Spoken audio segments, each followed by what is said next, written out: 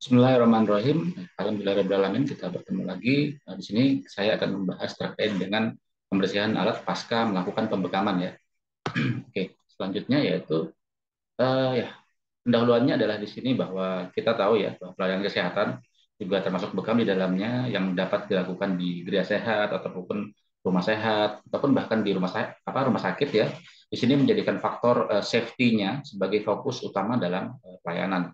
Kemudian guna menghindari adanya infeksi nosokomial, infeksi yang didapatkan dari rumah sehat, gereja sehat, kemudian rumah sakit, klinik dan lainnya. Di sini merupakan efek yang sangat tidak diinginkan oleh semua layanan kesehatan ya, baik itu konvensional ataupun tradisional. Yang resikonya itu bisa sangat terjadi kapan saja dan di mana saja. Dan itu saat ini dari WHO bahkan dari beberapa rumah sakit di sini cenderung meningkat. Ya, maka dari itu tujuan pembelajaran kita di sini adalah untuk yang pertama menjelaskan pengertian dekontaminasi dan sterilisasi pasca melakukan bekam, kemudian menyebutkan tahapan dari proses dekontaminasi dan sterilisasi yang baik dan benar. Yang berikutnya adalah menjelaskan prosedur penanganan limbah bekam baik secara mandiri maupun dari pihak terkait. Ya. Yang pertama adalah kita lihat di sini kontaminasi darah bekam. Jadi kontaminasi di sini merupakan kontaminan yang tidak diinginkan tumbuh atau berada dalam tubuh ya ataupun pada alat kita, kemudian juga pada lingkungan ataupun lingkungan di tempat kita bekerja. Nah, tujuannya adalah untuk memutus mata rantai dari penularan infeksi dari peralatan yang telah kita gunakan pada pasien, terapis, pengunjung dan lingkungan kerja. Kita lihat di sini ya, di sini kita jelas ada darah dan kita tahu bahwa darah termasuk sampah infeksius yang di dalamnya banyak patogen. Nah, sehingga perlu untuk dilakukan dekontaminasi. Apa saja yang perlu dikontaminasi? Alat bekam yang telah digunakan, kemudian permukaan meja dan permukaan yang tercemar. Karena bisa jadi ada darah yang tumpah, kemudian ada juga cairan tubuh yang melekat di situ dan ada juga mungkin ada yang muntah. Nah, maka itu perlu kita bersihkan. Kita lihat di sini ya, pada ujung-ujung di kop bekam ini ada darahnya. Nah, pada gelas bekam permukaannya juga terdapat darahnya. Dan juga jangan lupa pennya juga di ujungnya itu ada bekas darah pasien. Nah, tujuannya adalah membersihkan berbagai macam mikroba, virus, bakteri, ya, jamur, dan lain-lainnya. Kemudian yang kedua, seperti yang saya bilang tadi, bahwa memutus mata rantai penyakit infeksi atau penyakit menular. Yang ketiga, yang paling penting adalah menimbulkan rasa aman dan nyaman serta meningkatkan kepercayaan pasien terhadap bekam itu sendiri. Nah, berikutnya. Nah, ada tiga tahapan yang saya bagi di sini, ada cleaning, disinfeksi, dan sterilisasi. Nah, kita masuk ke pembersihan atau cleaning ya. Jadi semua peralatan pasca bekam yang dibawa ke wastafel di sini wajib menggunakan wastafel khusus ya. Jangan dicampur dengan wastafel untuk alat dapur, alat makan. Nah, itu sangat tidak disarankan sekali karena itu ada yang namanya sampah infeksius yang ada darahnya. Itu jangan sekali. Dan disarankan juga bahwa petugas di sini harus menggunakan celemek ataupun masker, apron dan handscoon ya. Ingat menggunakan handscoon. Di sini kop bekam dibersihkan dari sisa darah yang melekat dan dilap dulu hingga bersih tanpa ada noda darah. Sehingga untuk langkah berikutnya adalah melakukan disinfeksi ya, menggunakan cairan disinfeksi tingkat tinggi. Dalam hal ini dalam buku PBI ada klorin yang apa namanya kandungannya 5,25% selama paling lambat 15 menit dengan komposisinya 1:9. Satu ini adalah klorinnya, 9 di sini adalah airnya. Karena disinfeksi tingkat tinggi ini mampu memusnahkan mikroorganisme ya yang di dalamnya ada virus, bakteri, jamur, parasit, ya patogen-patogen lain yang ada di dalam darah tadi. Nah, yang berikutnya adalah, nah setelah dipastikan kop terendam selama 15 menit tadi ya, maka berikutnya direndam dan dicuci kembali menggunakan deterjen ataupun sabun antiseptik. Tujuannya apa? Adalah untuk menghilangkan lekatan cairan klorin karena klorin di sini sangat berbahaya sekali ya. Nah, dari beberapa jurnal yang saya baca bahwa ada tiga jalur yang bisa masuk dalam tubuh klorin itu sendiri ya dari tangan kita setelah kalau kita nggak pakai apa namanya handscoon dia bisa mengiritasi kulit kemudian dia juga bisa terhirup oleh kita makanya itu harus ditutup menggunakan penutup ya kalau ditimba kita tutup menggunakan tutupnya timba agar dia tidak menguap karena klorin di sini sifatnya mudah menguap ya berikutnya dia juga bisa melalui ingesti ya ataupun kadang kalau misalnya kita berenang itu ada klorinnya, kadang apa namanya tertelan ya, itu juga berbahaya sekali sehingga sangat disarankan menggunakan handscoon. Ya, kemudian setelah dicuci kemudian kita tiriskan pada rak khusus. Yang berikutnya karena di sini apa namanya membutuhkan waktu untuk kering. Nah, bisa disemprot dulu dengan cara disinfeksi tingkat rendah. Dalam hal ini adalah alkohol. Dengan tujuannya adalah untuk menghilangkan jumlah mikroba yang mungkin hinggap di situ ataupun ada spora ya, sehingga peralatan atau bagian dari permukaannya di sini aman untuk digunakan kembali ataupun dipegang. Nah, setelah ditiriskan tadi dan disemprotkan disinfektan, maka berikutnya dilap dengan kain bersih ataupun kasar. Ingat ya, saya sarankan selalu untuk menggunakan pakai sarung tangan. Nah, berikutnya.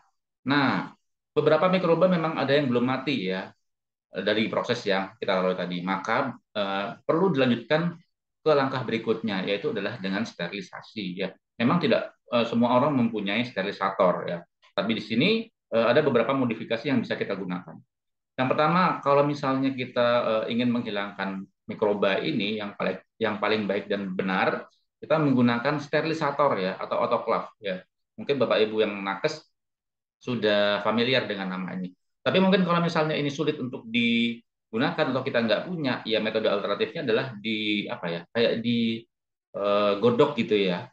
Bukan digodok juga, tapi kayak kita uapnya ya, kayak dikukus gitu ya, dengan uap air sekitar 100 derajat Celcius. Nah, ini juga penting.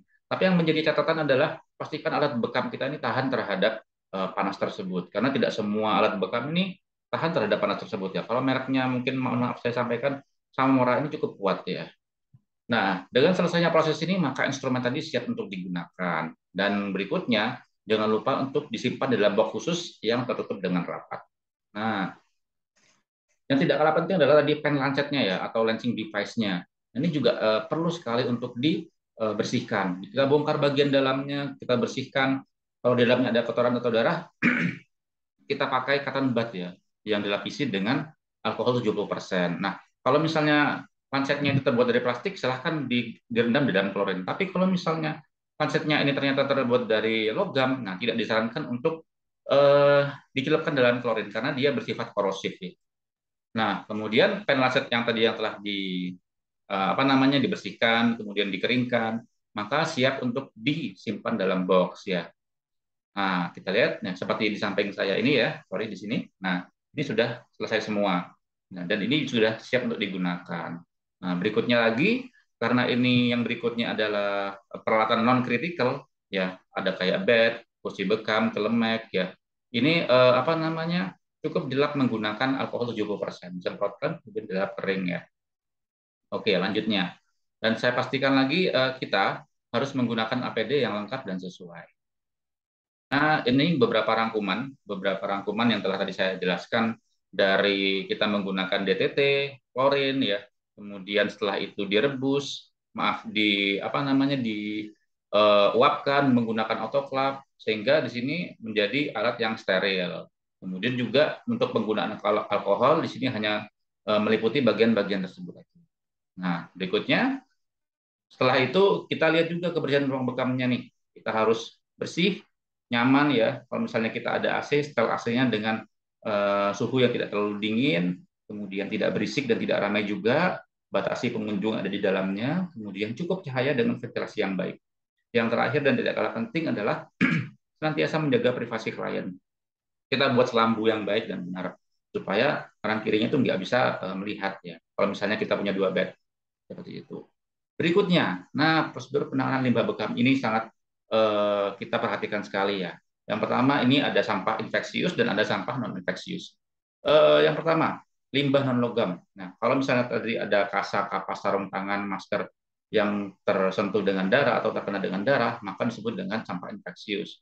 Dan kita tempatkan di kresek warna kuning ya. Kalau bisa kita beli ada tulisannya sampah infeksius. Nah, di sini untuk disimpan ataupun ditampung untuk sementara.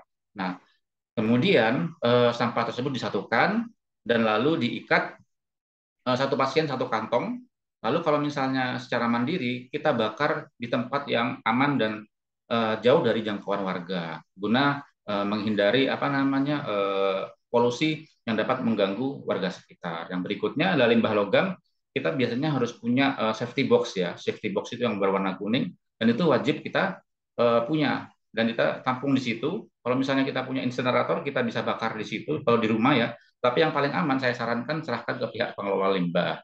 Contohnya seperti ini ya. Ini untuk yang apa namanya jarum, ya bisturi, kita simpan di sini yang berhubungan dengan logam. Tapi kalau untuk yang sampah-sampah kayak kasa yang terkena apa namanya darah, kita letakkan di krecek yang berwarna kuning, nanti kita bakar di tempat yang aman, dan kemudian kalau misalnya ini apa namanya kita kerjasama, kita bisa serahkan ke pihak pengelola terkait. Dan ini adalah insenerator buatan untuk rumahan biasanya ya, kalau untuk logam yang dibakar. Nah, ini untuk yang limbah beracun berbahaya yang kita serahkan ke pihak pengelolanya. Nah, kita harus punya MOU dulu nih dengan pihak terkait, bisa rumah sakit, bisa klinik, bisa puskesmas setempat ya.